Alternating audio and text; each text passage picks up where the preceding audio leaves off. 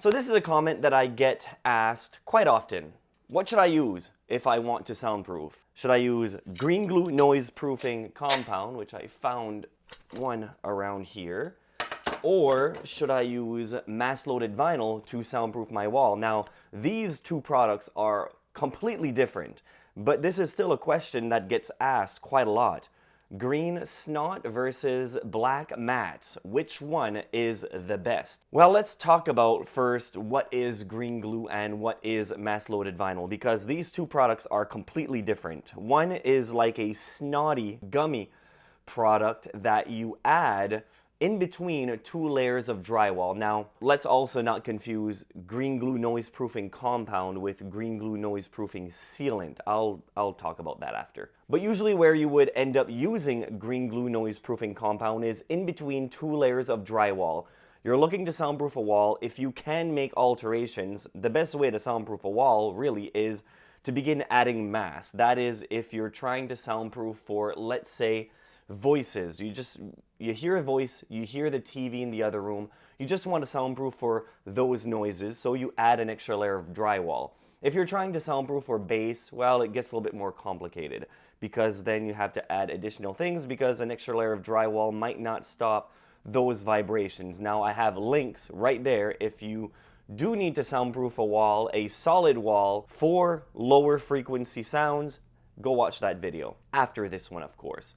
But typically, if you add mass, a lot of people have been adding green glue in between the two layers of drywall. So what they would do, they would have the wall already finished, and the directions of green glue is to add 2 full tubes on 1 sheet of drywall. Place that sheet of drywall over top of the existing wall, and that is supposed to create a barrier. Now, one way they explain how this product works is that it turns sound waves into heat when it hits the green glue. Now, physics will tell you that when sound waves hits an object, it dissipates, it bounces, or whatever gets absorbed, it in turns turns into heat. The problem with a product like this is that I made a video a few years ago where I was a little bit more optimistic about green glue. That's when green glue cost about 35% less than what it costs now. Now it's a little bit more difficult to actually recommend a product like this, because you'll end up paying about $30 a tube for 1 tube of green glue. You can use other products that could work just as good at a completely reduced price. Now, I always said that a product like green glue is more of a finishing touch. If you've already added your insulation, you're already adding an extra layer of drywall, adding something like this is not going to hurt anything. If it reduces 1 or 2 decibels, then that's a win. It's a good finishing touch, but at $30 a tube, and then you have to add 2 tubes per sheet of drywall, it's not in the price range of a finishing touch. I just can't really recommend that as a full-fledged soundproofing product. Now, as I said, you shouldn't confuse the green glue noise proofing compound with the green glue noise proofing sealant.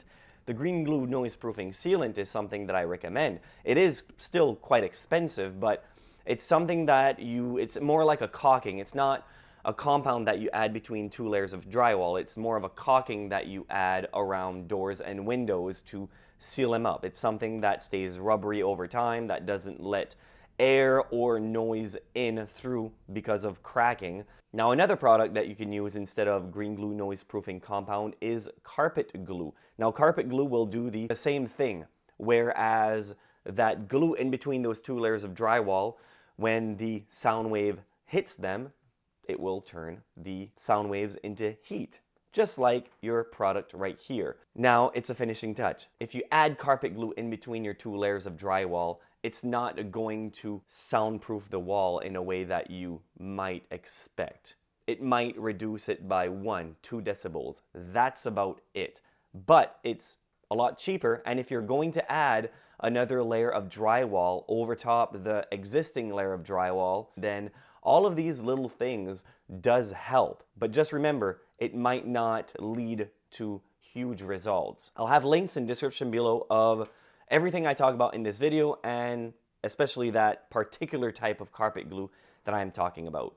Now let's move on to mass-loaded vinyl. Now mass-loaded vinyl is a lot different because it is a physical product. It's not just a liquid that turns gummy. It comes in a roll and it's packed up with a lot of dense material. The thing with mass-loaded vinyl, it's really heavy. And the more you buy, the more you save because this stuff is expensive. It's hundreds of dollars per roll. However, it does work very good to help block lower frequency noise. Those especially are the hardest ones to block, the bass. Bass can become a problem, let's say if you're trying to build a media room, a home theater. Adding mass-loaded vinyl will help block a lot of that vibrational noise from going from one room to the other. The only thing is when you install the mass-loaded vinyl, you have to make sure that you install it everywhere on the wall and that there is absolutely no gaps. That wall has to be completely covered in mass-loaded vinyl. If there are any cracks or any gaps in between the mass-loaded vinyl, then it almost makes your project completely worthless because yes, it will stop still some of the noise, but having just a gap can let a lot of the noise come back into the room. So just make sure that it's sealed completely tight with the mass-loaded vinyl and then add your second layer of drywall. Some people ask, can you just hang the mass-loaded vinyl on the ceiling? Well, you can. You can add it as a barrier, but it doesn't really work that well because if it's hanging on the ceiling, you'll have a gap on the ceiling and a gap on the floor, probably gaps on the side. So it's not really something that you can just hang on the wall and expect it to work very well. It's something that you should add in between two layers of drywall, have it covered. It doesn't look good if it's just hanging there. One thing that I really like about mass-loaded vinyl is that you can use it for a lot of other applications. If you have half a tube of this left, there's not much more that you can do with the compound. It's not like the sealant where you can just seal other things in your house. Mass-loaded vinyl, if you have some left on your roll, if you bought a bigger roll, save some money, and you have some left, you can wrap it around pipes to make that water pipe more soundproof. This is all things that people don't really think about. If you have exposed piping and you are dealing with water noise, somebody flushes the toilet on the second level and here, bottom level, you just hear the water flows. There is a way to mitigate that. Just roll some mass-loaded vinyl all over that pipe. It'll change that noise. It'll deaden that water flow noise and make it a lot less annoying. It won't make it disappear. It won't make it so you don't hear it anymore. It'll just change the noise. You know how high frequency noise are a lot more annoying than lower frequency noise? Well, that's what the mass-loaded vinyl will do with your water pipe.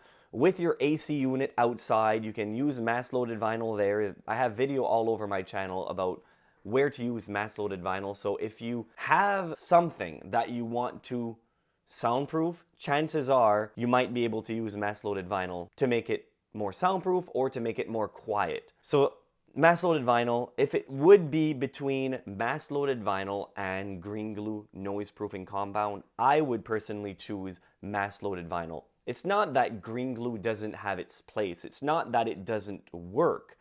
It's just that, as I said, price has gone up, and if the price of a green glue noise-proofing compound tube would be the same as, let's say, a little pail of carpet glue, then I would be more apt to recommend it. But as it stands at, I don't know, $30 a tube, $60 per sheet of drywall, you'll go on my links and you'll see that mass-loaded vinyl, there's 1 pound or 2 pounds. That means that the 2 pounds is just a little bit thicker than the 1 pound and it's more dense. It's more expensive. You can go with the 1 pound. If you are going to make a home theater, then I would go with the 2 pounds mass-loaded vinyl. But if you just want to soundproof a wall from higher frequency noises, which would be talking, 1 pound should be enough. As I said, one roll is a little bit more expensive, but you unroll it, you have a lot more product than this. All right, so what do you think? Leave me a comment in the section below if you tried green glue, if you had success, if you didn't have success. I want to know. Same thing with mass-loaded vinyl. Did you try it and it was just like a complete waste of money? I'd like to know. What did you do? Why didn't it work? That's what I want to know, and try to figure out a way that it'll work for the next person. So leave me a comment, click like on the video if you liked it, and also subscribe. Thank you very much for watching. Until next time.